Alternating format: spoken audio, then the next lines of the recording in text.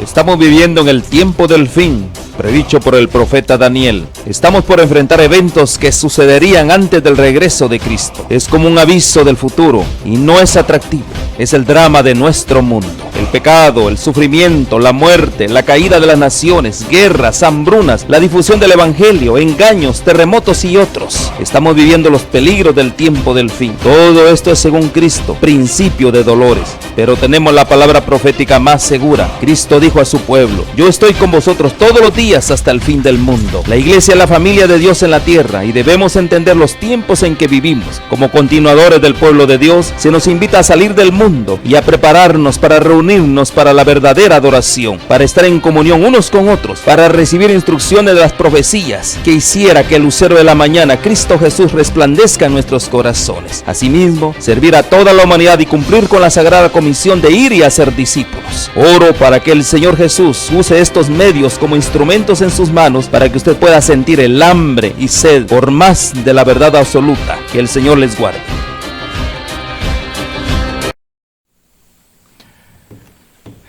Bienvenidos todos a esta hora de estudio de la Biblia y reflexión. Ya este es el tema número 11 de la serie Preparados para el regreso de Jesús en medio de la crisis. El título del tema de esta ocasión específicamente es Todo es un regalo menos esto. Vamos a pedir la presencia del Señor. Vamos a orar. Nuestro Padre, aquí nos tienes nuevamente con la disposición de escuchar, atesorar, obedecer. Estamos suplicando, Señor, que te manifiestes en nuestro medio a través de la presencia de tu Espíritu Santo. Y ahora sean gratos los dichos de mi boca y la meditación de mi corazón delante de ti, oh Jehová, roca mía y redentor mío, en el nombre de Jesús. Amén. Bueno, pues hoy seguimos en nuestra búsqueda de conocer a Dios. Y el texto de la Biblia que ha sido como el versículo tema es Juan 17:3, que dice: y esta es la vida eterna, que te conozcan a ti, el único Dios verdadero, y a Jesucristo a quien has enviado. Este versículo pues viene siendo como la base para nuestra lucha, entre comillas, esa lucha permanente de conocer a Dios y a Jesucristo. Recuerden ustedes que la salvación no tiene nada que ver, la salvación no tiene que ver con lo que hacemos, tiene que ver con a quién conocemos, con conocer a Jesús. En los temas pasados hemos estado hablando del proceso de 5 pasos que preceden a nuestro encuentro con Jesucristo. Y estos importantes pasos los hemos estudiado y repasado tantito en los mensajes anteriores. Ahora, una gran verdad en cuanto a Dios que nosotros podemos observar en los pasos es que Dios es siempre el que toma la iniciativa en nuestra salvación. Siempre es Él el que da, el que comienza todo. Y uno piensa en esto y piensa qué bondad, qué amor, qué fidelidad la de nuestro Dios. ¿Saben ustedes, de paso, que la Biblia dice que es por la fidelidad de Dios que nosotros llegamos a conocer el Evangelio? Eso está en 1 Corintios 1:9. O sea, Dios es fiel. Si no fuera por su fidelidad, no conoceríamos. Miren, 1 Corintios 1:9, fiel es Dios, por el cual fuisteis llamados a la comunión con su Hijo Jesucristo, nuestro Señor. Luego dice que la fidelidad, o que es por la fidelidad de Dios, que nosotros podemos ser sostenidos sin caída cuando nosotros lo conocemos. Eso está en 1 Corintios 10:13. En 1 Corintios 10:13 dice que no os ha sobrevenido ninguna tentación que no sea humana, pero fiel es Dios, que no os dejará ser tentado más de lo que podéis resistir. ¿Se dieron cuenta? Fiel es Dios, que no os dejará ser tentados más de lo que podéis resistir, sino que dará también juntamente con la tentación la salida para que podáis soportar. Así que siempre está la fidelidad de Dios para empezar, ¿no? Luego dice que si caemos, además de su fidelidad o a pesar de su fidelidad, si nosotros caemos, bueno, es por la fidelidad de Dios que Él nos perdona. Eso está en 1 de Juan 1:9. 1 de Juan 1:9 dice, si confesamos nuestros pecados, Él es fiel y justo para perdonar nuestros pecados y limpiarnos de toda maldad. Así que Dios siempre es fiel. Y por su fidelidad nos mantendrá a través de esta crisis que estamos viviendo. Ahí en 2 Tesalonicenses 3:3. 2 Tesalonicenses 3:3 dice, pero fiel es el Señor, que os afirmará y guardará del mal. Muy bien. Bueno, en cuanto a los 5 pasos que hemos estado estudiando para llegar a Jesús, notamos que solo hay un punto de los 5 en el que nosotros podemos y debemos deliberadamente participar. Y es el de crecer en el conocimiento de Dios, crecer en el conocimiento del plan de salvación. Porque aunque es Dios el que toma la iniciativa siempre, y es por su fidelidad, nosotros respondemos a su iniciativa al decidir buscarlo y conocer más de Él, si es que somos fieles nosotros. De paso, el joven Timoteo dijo que fue porque Dios lo encontró fiel, que lo llamó al ministerio. Ahí en 1 Timoteo 1:12. 1 Timoteo 1:12 dice, doy gracias al que me fortaleció, a Cristo Jesús, nuestro Señor, porque me tuvo por fiel poniéndome en el ministerio. ¿Se dan cuenta ustedes después de la importancia de la fidelidad? Dios es fiel, fue fiel para llamarnos, es fiel para sostenernos y es fiel para levantarnos cuando nos caemos. O sea que la fidelidad de Dios está sobre todo. Y luego dice Timoteo que Dios lo encontró fiel y por eso es que Jesús lo llamó al ministerio.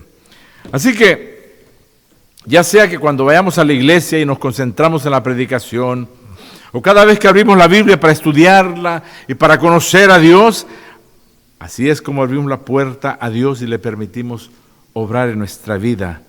Y Él, que es fiel, se encarga del resto. ¿Se dan cuenta ustedes cuán generoso es Dios y cuán fiel es Dios? Cuán tierno y amante lo es. Lo estamos conociendo. Él fielmente toma la iniciativa. Fielmente nos mantiene sin caída o mantiene en nosotros el deseo de conocerle, y Él fielmente termina su obra en nosotros. Cuando la persona ha tomado estos 5 pasos que ya hemos estudiado hacia Cristo Jesús, bueno, podemos decir entonces que la persona se ha convertido a Cristo, que la persona ha nacido de nuevo. Ahora, algo muy importante que no puedo olvidar y ustedes no pueden olvidar, es que al hablar de 5 pasos, recuerden ustedes que no se trata de algo de que uno tiene que estar contando los pasos. No, eso sería horrible, ¿no? A ver en qué paso voy. No se trata de eso. Esto de los 5 pasos sencillamente es algo, así es. Y puede pasar en un momento como puede pasar a través de tiempo. Es un proceso. Pero como dije, puede pasar el proceso en un momento o en un largo tiempo. Lo que es importante es entender lo que es la esencia de la conversión. Porque Jesús dijo que a menos que nosotros nazcamos de nuevo, no se puede entrar al reino de Dios. Eso está en Juan 3:5. Respondió Jesús, de cierto te digo, que el que no naciere de agua y del Espíritu no puede entrar en el reino de Dios. Por eso he dicho varias veces, y lo repito hoy, que a no ser que ocurra un milagro, que a no ser que Dios milagrosamente intervenga en nuestra vida, nunca vamos a poder nosotros ni apreciar nada espiritual, ni siquiera apreciar, no digamos aceptar la oferta que Dios nos hace de vida eterna. No. Cuando nuestra naturaleza es la del escorpión, que hemos hablado en el pasado de esto. No se pueden apreciar las cosas de Dios. Es que las cosas de Dios se disciernen espiritualmente, dice la Biblia. Así que ese milagro, esa intervención de Dios a la que me refiero, esa es la conversión. Ese es el nuevo nacimiento. Es esa obra supernatural del Espíritu Santo que se lleva a cabo en el corazón, de la que habla el Señor Jesús cuando habló con Nicodemo, ahí en Juan capítulo 3. Así que recuerden ustedes que la conversión produce un cambio de actitud hacia Dios.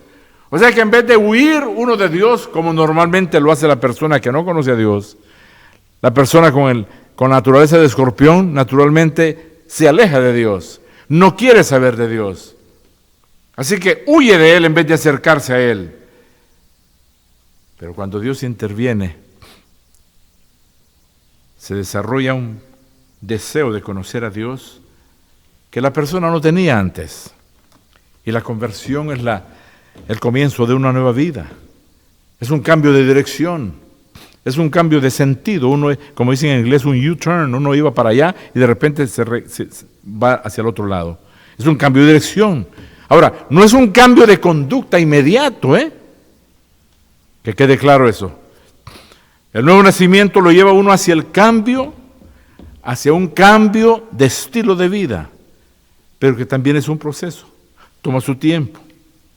Ahora, yo les di los puntos más importantes para saber si uno ha nacido de nuevo, porque hay manera de saberlo. ¿Quiere usted saber? Yo así repaso rapidito porque la vez pasada tomamos un poquito más tiempo, ¿no? Pero hay manera de saber, y esto es importante. Manera de saber si uno es convertido a Cristo, si uno ha nacido de nuevo. La persona convertida a Cristo tiene a Jesús como el centro de su vida. Porque la Biblia dice en 1 de Juan 5:12 que el que tiene al Hijo tiene la vida. El que no tiene al Hijo de Dios no tiene la vida. Segundo paso es que una persona que ha nacido de nuevo tiene un profundo interés en el estudio de la Biblia. 1 de Pedro 2:2 dice que desead como niño, ahí está, el que tiene el Hijo tiene la vida, el que no tiene el Hijo de Dios no tiene la vida. Así que hay una novedad de vida en la persona. Y luego también, como mencioné ahorita en 1 de Pedro 2:2, la persona que ha nacido de nuevo tiene un profundo interés en estudiar la Biblia. Por eso dice, desead como niños recién nacidos la leche espiritual, no adulterada, para que por ella crezcáis para salvación. Una persona convertida también es una persona que tiene interés en la oración. Busca tener una experiencia, pues, diaria con Cristo.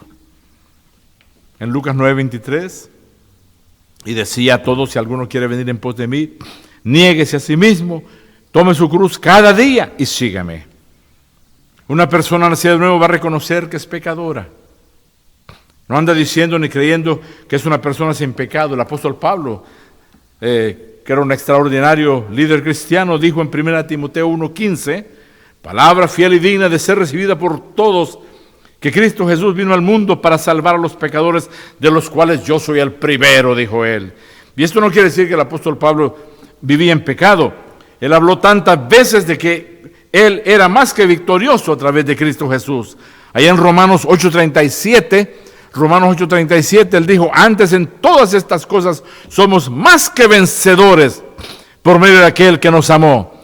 Así que lo que el apóstol Pablo quiere decir es que él sabía que parte de nuestra naturaleza es pecaminosa y que seguimos siendo pecadores por naturaleza hasta que Cristo vuelva. Pero en 1 de Juan 1:8 dice que si decimos que no tenemos pecado, nos engañamos a nosotros mismos y la verdad no está en nosotros. Así que es importante reconocer que somos pecadores y que nuestra naturaleza sigue siendo pecaminosa hasta el regreso de Jesús, cuando seremos transformados. Ahora, una de las primeras características de una persona convertida es la paz en el corazón.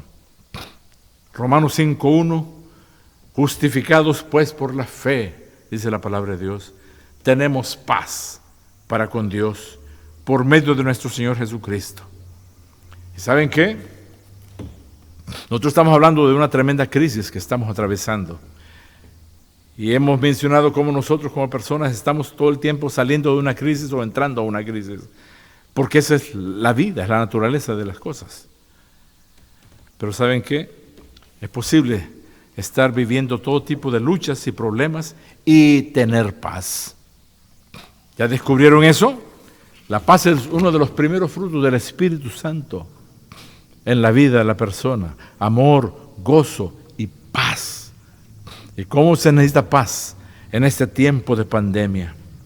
Y luego, por supuesto, la persona que ha nacido de nuevo es una persona que va a tener interés en compartir con otros lo que conoce, lo que ha aprendido de la palabra de Dios. Por eso Jesús le dijo a los gadarenos, como lo dijo en otras ocasiones, a quienes había recién sanado, que regresaran a su casa, porque los gadarenos cuando fueron sanados querían irse con Jesús, así para mostrar su gratitud por lo que Jesús había hecho por ellos.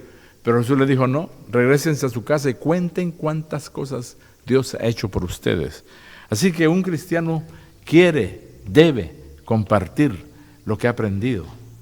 Cuando uno encuentra una persona que dice que es cristiana y no tiene interés en compartir la nueva luz que ha recibido, pues hay un problema ahí. Y eso pues peligra toda la relación con Cristo.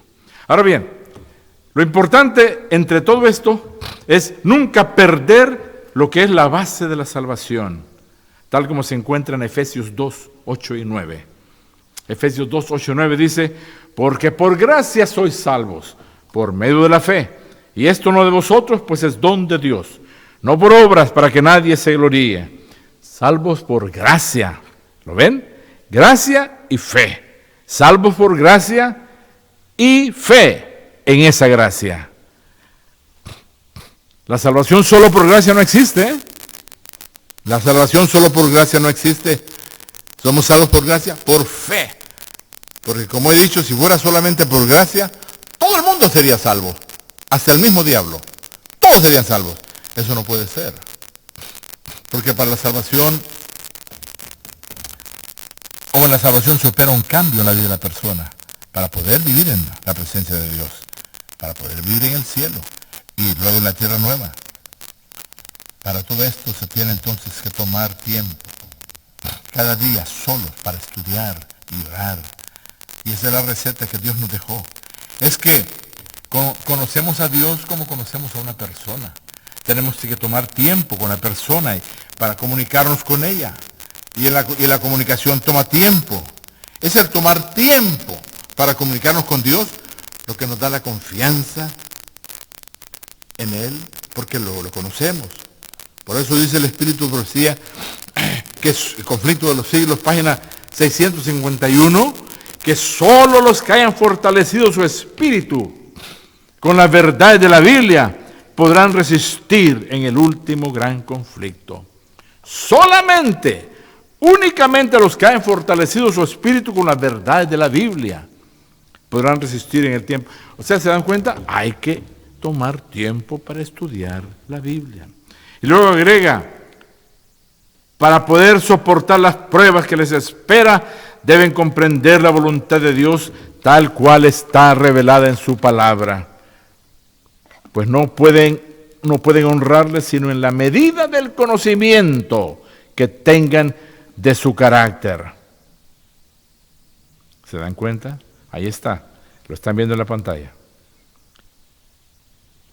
Vemos que se nos habla de haber fortalecido el espíritu con las verdades de la Biblia y habla de conocer el carácter de Dios. Todo esto pues es una indicación clara de que tenemos que estar conectados con la palabra. Nada fácil, porque es horriblemente duro encontrar tiempo. Ese es el problema nuestro. Y digo encontrar no porque el tiempo esté perdido. No, a nosotros no se nos pierde, contrario a lo que podemos opinar, ¿no? Pero no se nos pierde ni siquiera un segundo del día. Cuando Dios le preguntó a Adán, ¿dónde estás tú? No es que no supiera dónde estaba Adán. Dios quería saber si Adán sabía dónde estaba él. Quería que supiera dónde estaba él. Muchos confunden la batalla de la fe con la batalla del pecado. Y la batalla de la fe es la única batalla que hemos sido llamados a pelear. Porque ya hemos dicho que nosotros no podemos pelear contra el pecado. Nunca, es demasiado fuerte. La única batalla que hemos sido llamados a pelear es la batalla de la fe. ¿Y qué es la batalla de la fe? Es el esfuerzo que hay que hacer para conocer a Dios. Ustedes tienen que saber que el diablo, que conoce lo determinante que es el conocer a Dios, él va a hacer todo lo que está a su alcance para que nosotros no logremos conocer a Dios. Porque conocer a Dios es tener vida eterna, dice la Biblia. Así que hay que sacar tiempo para conocer a Dios. En ese tiempo está el único esfuerzo nuestro que podemos hacer en una salvación en donde todo es gratis. Lo único que no es gratis es que hay que el esfuerzo de sacar el tiempo para conocerlo. Ahorita vamos a mencionar un poco más de esto. Pero yo encuentro que el cristiano promedio prefiere seguir perdiendo tiempo, concentrándose en su conducta, en vez de concentrarse en buscar a Dios diariamente, que es lo que nos daría la conducta correcta. Se nos va el tiempo buscando renunciar a cosas y a pecados, rindiendo cosas,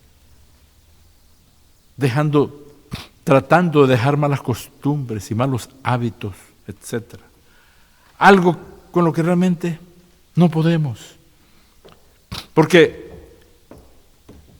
en esencia la batalla del pecado es algo que ninguno de nosotros puede ganar. Lo que tenemos que pelear es la batalla de la fe. Buscar a Dios todos los días para conocerle.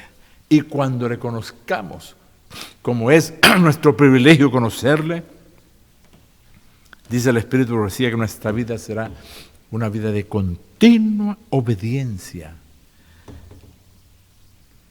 Y porque conocerlo es tener vida eterna. Pero con todo esto, hay tantos que se consideran demasiado ocupados. No tienen tiempo para nada. Y ese es parte del problema.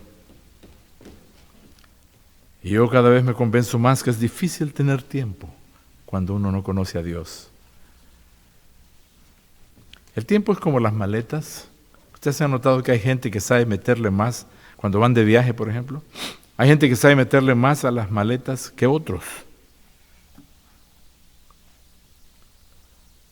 El tiempo es un empleador, un patrón, que ofrece igualdad de oportunidades. Todos tenemos las mismas 24 horas del día. Por eso yo siempre he dicho que el tiempo no se puede administrar. Porque todos tenemos el mismo tiempo. El dinero se puede administrar. Porque uno puede invertir, unos tienen más, otros menos, y se puede invertir para tener más. Pero el tiempo, el inteligente, el no inteligente, tiene la misma cantidad de tiempo. El talentoso como el no talentoso tiene la misma cantidad de tiempo. Y por mucho dinero que uno tenga, no puede comprar ni un solo minuto extra. Ni puede vender a otro que siente que no tiene tiempo. Todos tenemos la misma cantidad. Y el tiempo sencillamente sigue su marcha. Nadie puede crear un solo segundo. Lo único que podemos hacer es administrarnos a nosotros. Y cuando uno se administra porque le da la vida a Cristo, ahí cambia todo. Porque ahí entra, por ejemplo, la temperancia. Ahí entra el autocontrol. Hay gente que no tiene control para nada, ni para saber qué comer, ni para saber qué gastar, ni para saber usar el tiempo debidamente, porque ellos están descontrolados. Y como ellos están descontrolados, está descontrolado el dinero, está descontrolado el tiempo, está descontrolado todo. toda la vida de la persona. Pero cuando uno ha nacido de nuevo, entonces uno le pertenece a Cristo. Y cuando uno le pertenece a Cristo, el tiempo de uno le pertenece y Él se encarga, Cristo se encarga de que nosotros empleemos bien el tiempo porque nos está empleando bien a nosotros. Por el momento saque usted el tiempo como dé lugar y cada vez más. Y Dios le ayudará a encontrar más tiempo porque le tendrá a usted. Saque al menos el mismo tiempo que saca para alimentar su cuerpo. Por muy ocupado que usted esté, usted siempre tiene tiempo para comer. Es más, tiene tiempo para lo que usted quiere. Lo que necesitamos es motivación. Y para motivarnos necesitamos un motivo. Y el motivo, en este caso, es conocer a Dios. Porque en eso está la vida eterna y la libertad del temor. Al hablar de esto me hace recordar, no sé si escucharon la historia de un hombre que vivía preocupado, todo el tiempo estaba preocupado por todo. Ya no sabían qué hacer los parientes y las amistades porque vivía preocupado, no dormía por su preocupación, de día y de noche preocupado. Sus amigos, sus parientes ya no sabían qué hacer con él porque la situación lo estaba enfermando, porque el hombre vivía preocupado siempre. Pues un día alguien se lo encontró en la calle y lo notaron que estaba diferente. Estaba feliz, contento, sonriente, como no lo habían visto en tanto tiempo. Lo vieron ahora calmado, tranquilo, sonriente. Y un amigo le preguntó, oye, ¿qué te pasa? Te noto diferente, te ves diferente. ¿Qué estás comiendo? ¿O qué pasó? ¿Qué has hecho con tu vida? Y él dijo, no, es que finalmente me vino una buena idea. A ver, cuéntame. No me preocupo ya nada de nada. Ya no me preocupo por nada. ¿Sabes lo que hice? La idea fue, me empleé a alguien para que se preocupe por mí. Así que el amigo le contestó, oye, está buena la idea. ¿Cuánto le pagas? Bueno, le pago $1,000 al mes. $1,000, qué bárbaro. ¿Cómo le haces para pagar esa cantidad? Y después le contestó, pues no sé, ese es el primer problema porque se tiene que preocupar mi empleado. Es el problema de él, yo no me preocupo. Imagínense ustedes, imagínense, qué tremendo sería tener a alguien que se preocupe por uno. Pero a la vez es un tanto ridículo, porque no se podría lograr algo así. Pero ¿saben qué? Yo encuentro que hay personas que ponen en práctica algo igualmente de ridículo, en lo cual caemos pues casi todos, y es en el ámbito espiritual, porque hay mucha gente que depende totalmente de otro, que ore por ellos, que estudie por ellos, que busquen a Dios por ellos. Y la Biblia enseña que cada uno debe buscar a Dios por sí mismo. Vean ahí en Evangelio según San Juan, capítulo 1, versículos 43 al 45. Juan 1, 43 al 45. Dice que al siguiente día Jesús quiso ir a Galilea y halló a Felipe y le dijo, sígueme. Y Felipe era de Betsaida, la ciudad de Andrés y Pedro. Felipe halló a Natanael y le dijo, hemos hallado a aquel de quien escribió Moisés en la ley, así como los profetas, a Jesús, el hijo de José de Nazaret. Bueno, aquí se me hace que a Felipe le falló un poquito, ¿no? Me parece que debió haber dicho, hemos encontrado a Jesús, el Rey del cielo, el Hijo de Dios. Pero Natanael estaba empezando, en el versículo 46 dice, ¿de Nazaret puede salir algo bueno? Le dijo entonces Felipe, ven y ve. Y me encanta esa frase, porque acá Felipe siento que metió un golazo con esa respuesta. Ven y ve por tu cuenta. No dependas de otro que venga por ti. No dependas de otro que vea por ti. Natanael vino a ver por su propia cuenta y se transformó en un fiel discípulo de Jesús. Ya vimos esto también en la historia de la mujer samaritana, a quien Jesús encontró en el pozo, allá en Juan 4, 28 al 30. Juan 4, 28 al 30, entonces la mujer dejó su cántaro y fue a la ciudad y dijo a los hombres, venid, ved a un hombre que me ha dicho todo cuanto he hecho. ¿No será este el Cristo? Entonces salieron de la ciudad y vinieron a él. Y en el versículo 39, y muchos de los samaritanos de aquella ciudad creyeron en él por la palabra de la mujer, que daba testimonio diciendo, me dijo todo lo que he hecho. A la gente siempre le llama la atención todo lo que es como sensacional, ¿no? Espectacular. Por eso muchos creyeron en él, por lo que la mujer dijo. Y por supuesto, la samaritana no podría haber sido la persona más creíble o más confiable que digamos, pero muchos creyeron por una mejor razón. Y está en los versículos siguientes, en el 40 al 42. Juan 4, 40 al 42. Dice que entonces vinieron los samaritanos a él y le rogaron que se quedase con ellos. Y se quedó allí 2 días. Y creyeron muchos más por la palabra de él. Y decían a la mujer, ya no creemos solamente por tu dicho, porque nosotros mismos hemos oído y sabemos que verdaderamente este es el Salvador del mundo, el Cristo. O sea que ahora ellos lo vieron, lo oyeron, vivieron la experiencia. Ahí en Hechos 17:11 dice, y estos eran más nobles que los que estaban en Tesalónica, pues recibieron la palabra con toda solicitud, escudriñando cada día las Escrituras para ver si estas cosas eran así. Ahí está otra vez el esfuerzo personal del individuo, pues recibiendo la palabra con solicitud. Y luego el consejo del apóstol Pablo a Timoteo, en 2 Timoteo 2:15.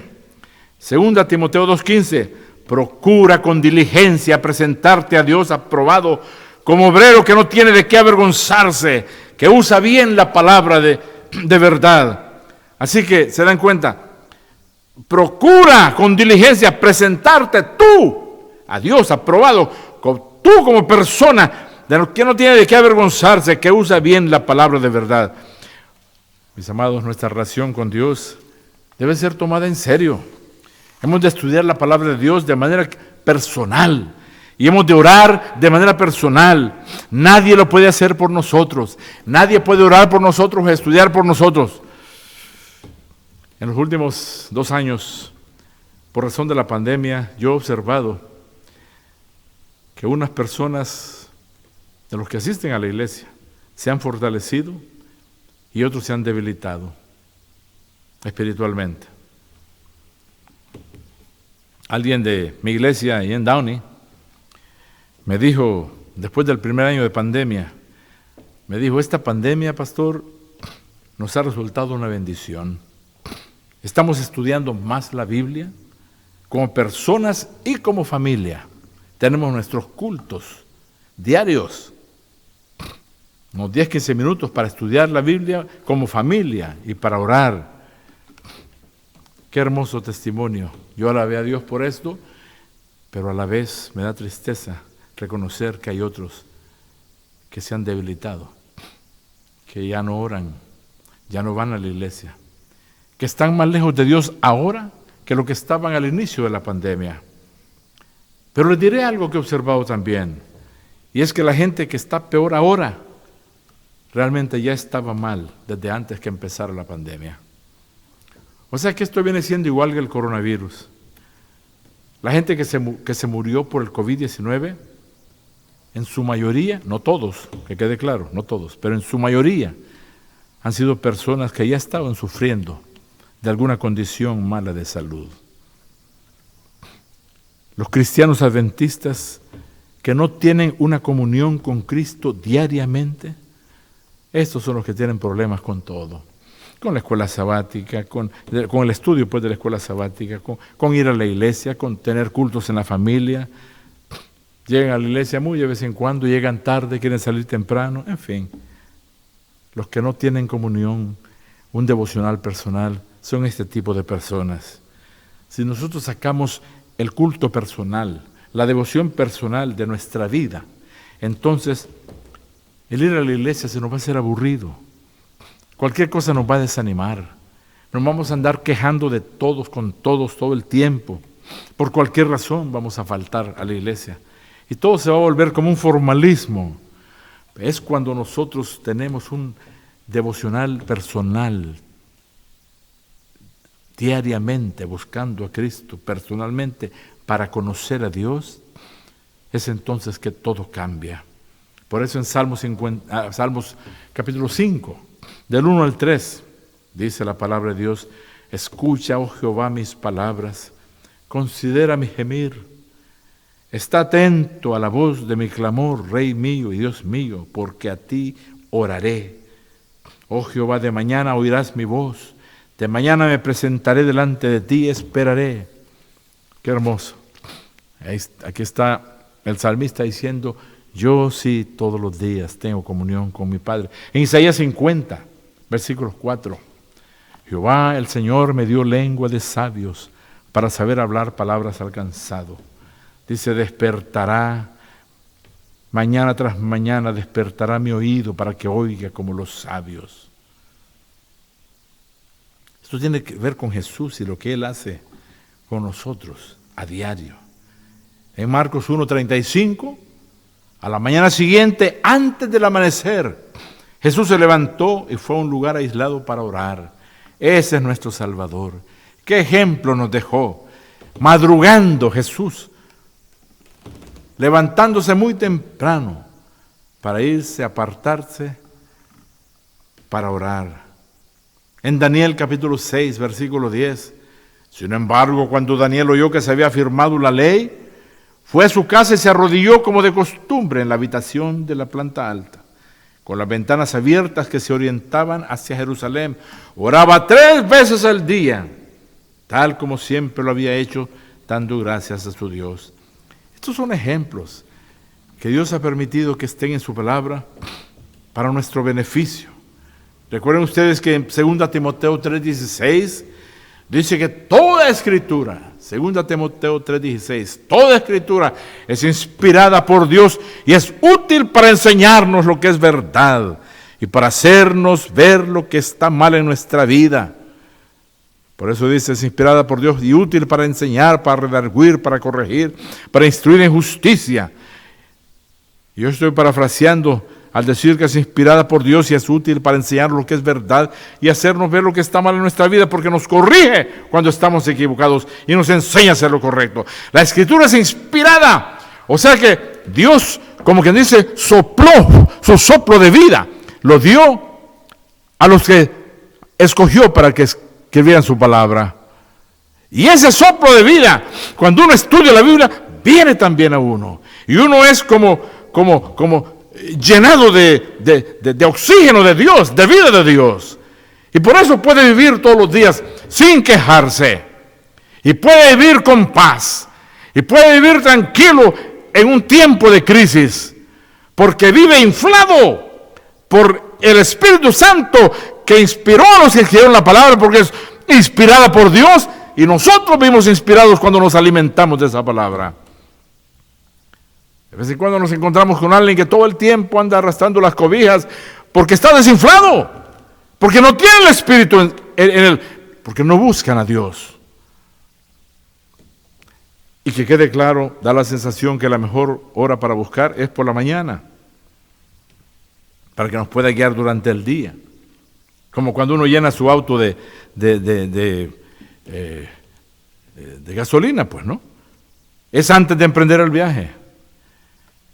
Es entonces que se necesita llenar al auto, como quien dice, de poder. Porque uno no escribe un cheque sin tener primero el dinero en el banco. Y Hebreos 4:16 de paso ilustra el concepto a perfección, cuando dice: así que acerquémonos con toda confianza al trono de la gracia de nuestro Dios.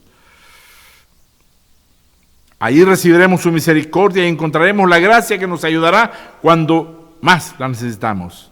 ¿Se dan cuenta? Acerquémonos pues confiadamente al trono de la gracia para alcanzar misericordia y dar gracia para el oportuno socorro. ¿Ustedes se dan cuenta de la secuencia? Primero, se recibe el poder para cuando se necesite después. Es lógico que si vamos a tomar nuestra cruz cada día, como dijo Jesús, hay que hacerlo al empezar el día, pues buscar la fortaleza de Dios al principio. Y el propósito de la relación con Dios es comunicación. Ahora, No se trata de preocuparnos porque de pronto un día no alcanzamos a tener nuestro culto personal. Ya les he dicho al principio de esta serie que lo que interesa es la dirección que lleva nuestra vida. Ya vimos eso. Que podemos tener una caidita, pero cada vez nos levantamos más alto y así vamos para arriba. Y en eso es que se fija Dios de acuerdo al libro del Camino a Cristo. Si uno mantiene comunicación, la relación se mantiene. Y así es toda relación. Con nuestra esposa, con nuestros hijos. La comunicación, incluyendo la relación con Dios. Pero si uno se comunica esporádicamente, la relación sufre. Y podrían pasar días antes que se reencuentre la paz que uno perdió. ¿Recuerdan ustedes el comentario que mencioné la vez pasada cuando José y María perdieron a Jesús en el templo cuando tenía 12 años? Se nos habla de que, pues lo que es perder la relación con Cristo por descuidos. Dice el Espíritu, decía toda la gente, página 62, por la negligencia de un día, perdieron de vista al Salvador. Pero el hallarla les costó 3 días de ansiosa búsqueda. Y luego dice, por la conversación ociosa, la maledicencia o el descuido de la oración, podemos en un día perder la presencia del Salvador y pueden requerirse muchos días de pesarosa búsqueda para hallarle y recobrar la paz que habíamos perdido. Ay, Señor, ten misericordia de nosotros. ¿Por qué es tan fácil descuidarnos? Dice acá, por un descuido. Incluso descuidos que nos llevan a conversaciones ociosas, descuidos en la oración. El caso es que por cualquier descuido se puede perder la presencia de Cristo y nos va a llevar días de búsqueda para encontrarle de vuelta, para encontrar esa paz de vuelta. ¿Cómo le pasó a José y María? Y es que el diablo está bien activo en todo esto. Él quiere separarnos de Dios a cualquier costo, porque es la separación de Dios la que luego nos lleva a pecar, a hacer el mal. Y aquí debo de pausar un poquito antes de terminar para hacer una advertencia muy importante. Estamos hablando de que la relación con Dios a través de la devoción personal diaria es fundamental para mantener en mente que la salvación es por gracia, por fe. Y que vivir sin eso sería vivir como los paganos. Porque bien sabemos que la base de toda religión pagana es la salvación por obras. Pero aquí va una advertencia importante. Pues que alguien podría preguntar si no será que la devoción personal diaria se pueda transformar en un tipo de obra que nos lleve a buscar justificación por devoción personal en vez de justificación por la fe. O sea que caigamos nosotros en hacer de la devoción personal una obra, un fin, no un medio. Una vida devocional no es un asunto de obras, pero podría serlo. A veces es más que obras, a veces es un pleito, una guerra encarnizada contra el diablo. Tomar tiempo para estar con Cristo todos los días. Si ustedes se dan cuenta, y les dije que me iba a referir a esto otra vez, antes de terminar. En la vida cristiana, todo es un regalo. Todo. Y por los regalos no se trabaja. Si se trabajara, pues serían merecimientos, serían pagos. En la vida cristiana todo es un regalo. La Biblia dice, por ejemplo, que el arrepentimiento es un regalo de Dios. El perdón es un regalo, la victoria es un regalo, la justificación es un regalo, la salvación es un regalo, la santificación es un regalo, la glorificación es un regalo. Todos es un regalo, pero hay una cosa que no es regalo. Hay solo una cosa que no es regalo, solo una. Y yo quiero que capten esto. Cuando yo les dije que los 5 pasos vienen de Dios, pues hay uno nomás, que no es un regalo. ¿Saben que no es un regalo? Dios nunca prometió que nuestra búsqueda de Él para conocerle, que Él iba a hacer eso por nosotros. Todo lo demás Él lo ha hecho por nosotros. Pero Dios nunca prometió que Dios se aceptaría Él por nosotros, que se amistaría Él con Él por nosotros, que se relacionaría Él con Él por nosotros. Hasta ahí no llegó. Y es mejor que nosotros sepamos de una vez que la vida cristiana no siempre es espontánea. A veces da tremendo gusto poder orar y estudiar la Biblia, pero a veces se requiere toda la disciplina del mundo, la motivación, toda la fuerza de voluntad y mucha determinación para tomar tiempo para estar con Dios. Por eso en 1 Timoteo 6:12 el apóstol Pablo le llama la batalla de la fe. La Biblia no habla de la vida cristiana como algo pasivo. Al tener culto personal diario, nosotros tomamos parte activa en la obra de nuestra salvación. La gran pena es que muchos no han entendido esto. Y se pone toda la energía y la fuerza de voluntad posible para esforzarse a hacer por ellos lo que no podemos hacer y que Dios ha prometido hacer por nosotros. Me refiero a la batalla del pecado. No podemos nosotros luchar contra el pecado. Y luego no hacemos lo único que Él nos ha pedido hacer, buscarlo todos los días, esperando que nos den ganas, y se nos olvida que por la naturaleza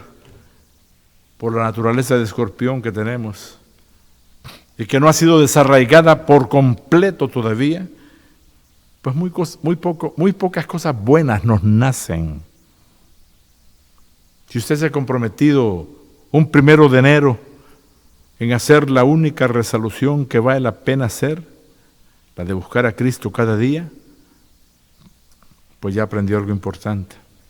Cada 1 de enero yo recuerdo siempre que la mejor resolución para hacer es ya no hacer más resoluciones, excepto una.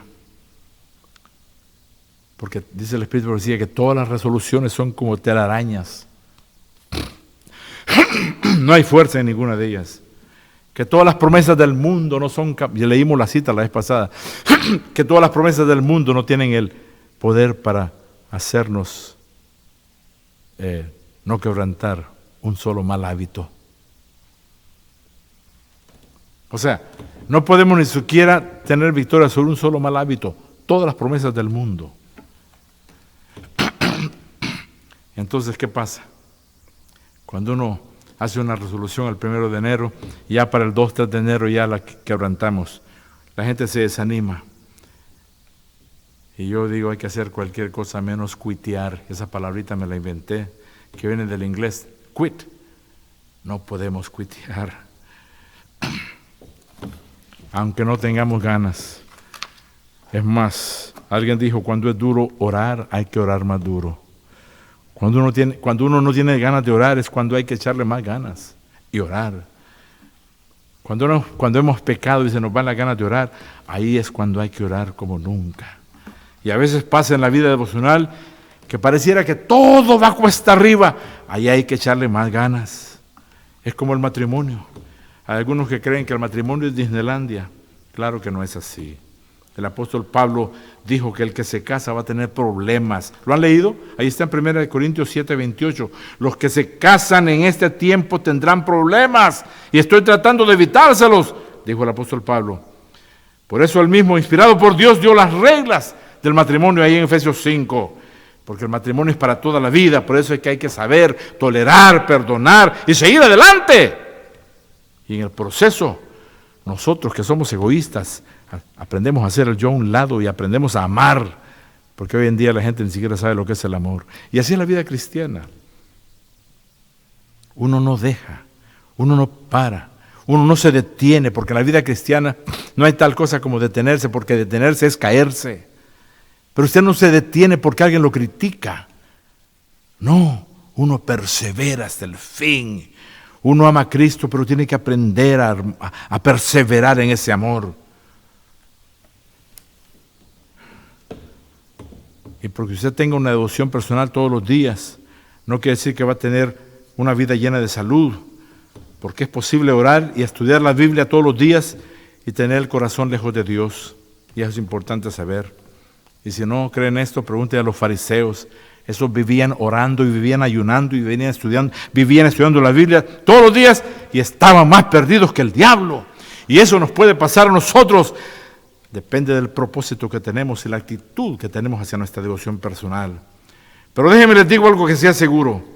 Uno no puede jamás mantener salud espiritual a menos que ore y estudie todos los días. Así que yo les propongo algo. Solo porque usted respira y come, no garantiza salud física.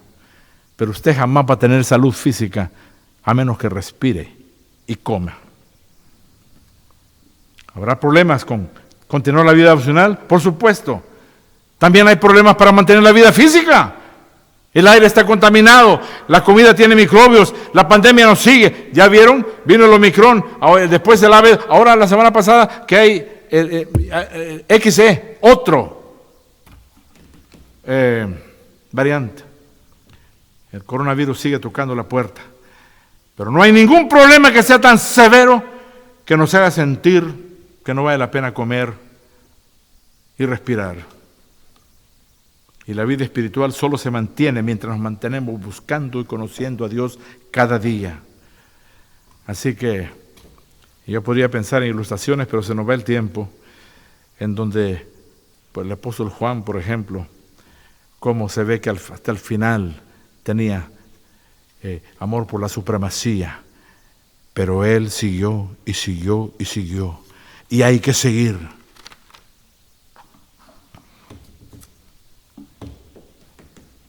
Años después que Jesús regresó al cielo, Juan dice, nuestra comunión verdaderamente es con Jesucristo.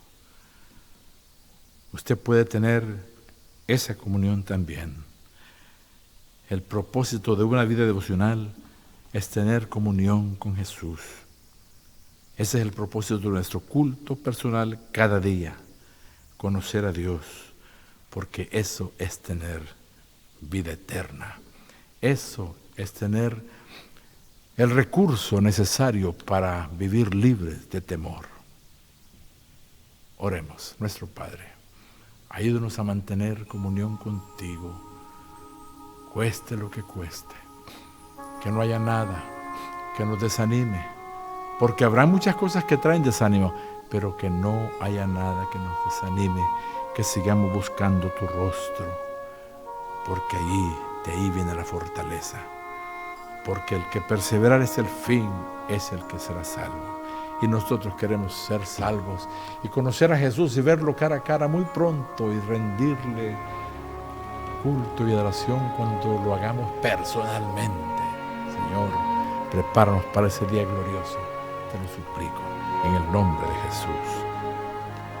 Mis amados, ha sido un placer nuevamente compartir con ustedes.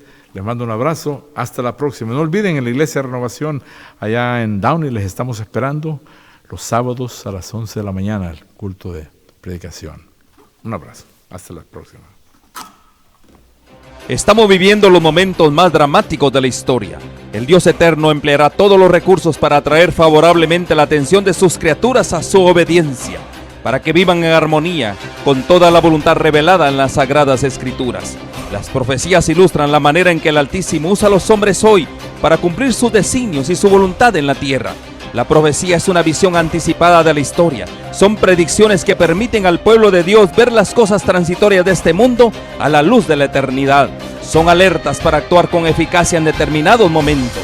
Nos facilita la preparación personal para la crisis final que se avecina. El apóstol nos relata: tenemos también la palabra profética más segura, a la cual hacéis bien en estar atentos como a una antorcha que alumbra en el lugar oscuro, hasta que el día esclarezca y el lucero de la mañana salga en vuestros corazones. Y hoy, el Dios de los cielos quiere levantar a una generación que quiera vivir para Dios y que exponga los principios eternos de acuerdo con los cuales operan la sabiduría, el poder y su autoridad para el cumplimiento final de su propósito divino.